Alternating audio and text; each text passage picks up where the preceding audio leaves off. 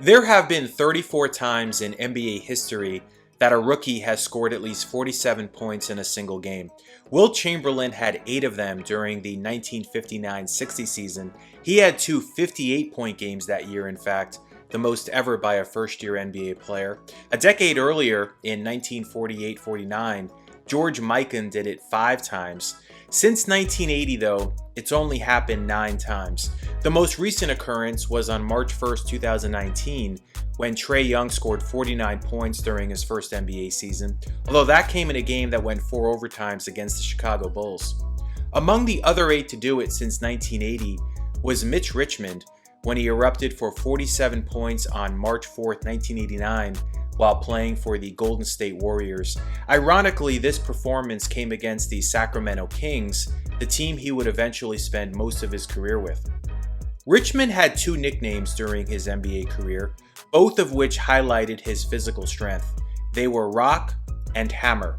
Not many shooting guards in league history, if any, were stronger than Richmond, who averaged over 20 points per game in each of his first 10 NBA seasons. Something you'd see quite a bit from him that accentuated that power and muscle were these N1 floaters and runners. He was so strong that he could make shots while getting hit, and he did a great job of seeking the contact using all sorts of head and shoulder fakes to get defenders off balance and out of position. He was able to make shots going right into the body of bigs, as you see here against Patrick Ewing. He just had this nice blend of power, finesse, and creativity that made him so tough to contain, as these clips show.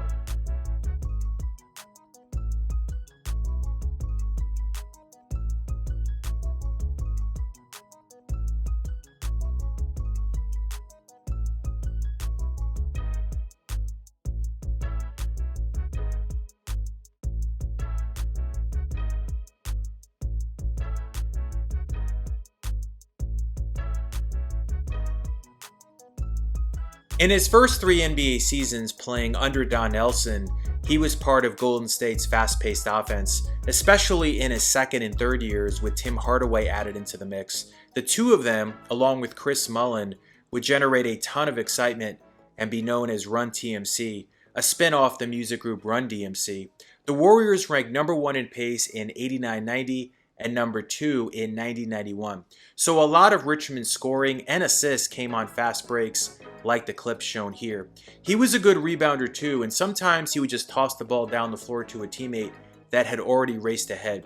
Even after opponents made shots sometimes, like you see here, the Warriors would push the pace and prevent the defense from getting set.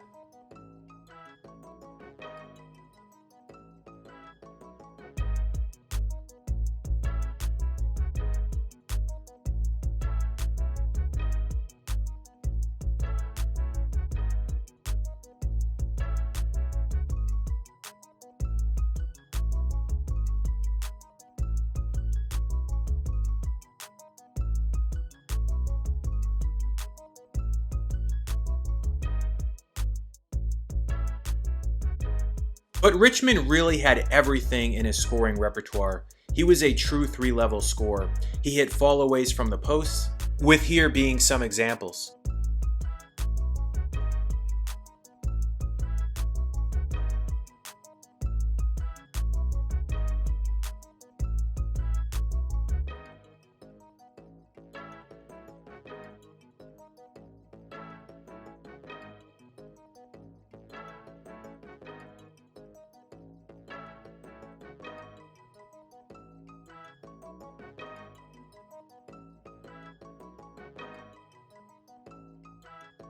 He would sometimes finish in acrobatic fashion.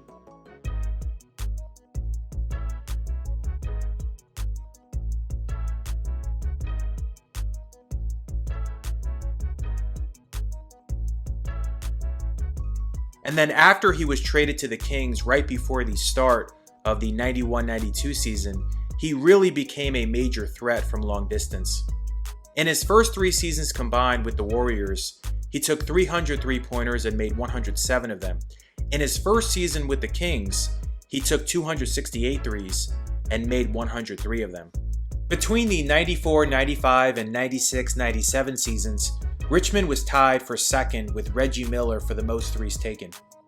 In that time, which is a 3-season span, he had the 5th best three-point percentage behind Glenn Rice, Miller, Del Curry, and Dennis Scott. Let's remember, though, that the three-point line in those years had been shortened to a uniform 22 feet around the arc.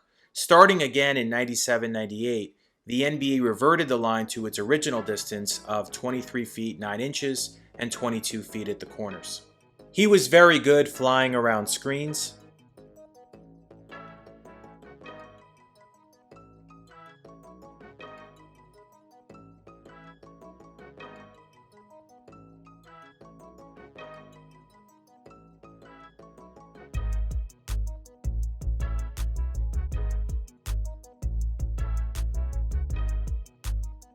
pulling up in isolation,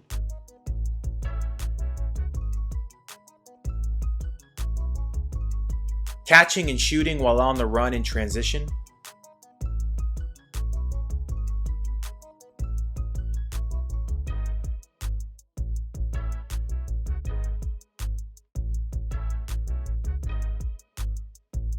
and hitting threes off kickouts from down low when there was a double team.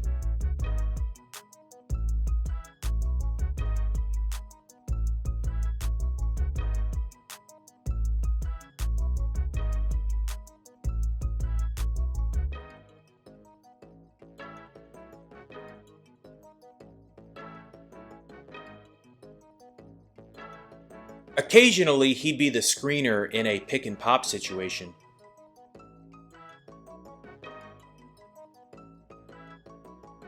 He also was one of the leaders in that era in 4-point plays, as again, with that strength and balance, he made quite a few threes while taking the contact.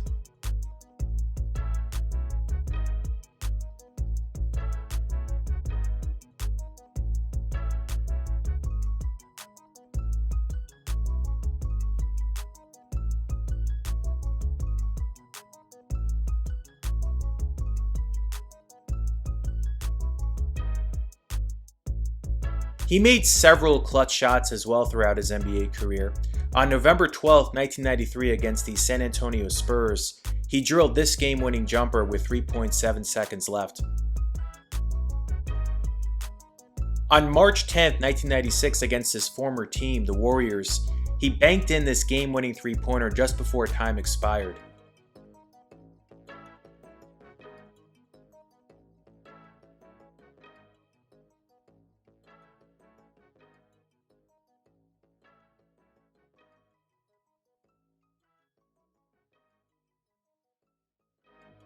On December 21, 1996 against the Portland Trail Blazers, first he knocked down this game-tying three-pointer with 26 seconds left.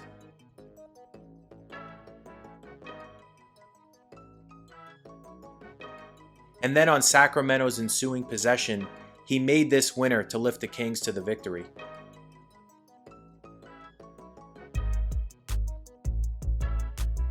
On January 8, 2000 against the Milwaukee Bucks, he buried this go-ahead jumper with 1.6 seconds left. The Bucks would win, however, on a Scott Williams dunk on the next possession. On March 31, 2000 against the Boston Celtics, he hit this game-winning jumper with 0.2 of a second left. His physical strength helped him on defense as well, even though he was never known for his defensive capabilities. He played many of the game's greats from that era well, including Michael Jordan. He also was always willing to throw his body into the mix and draw charges, as shown here.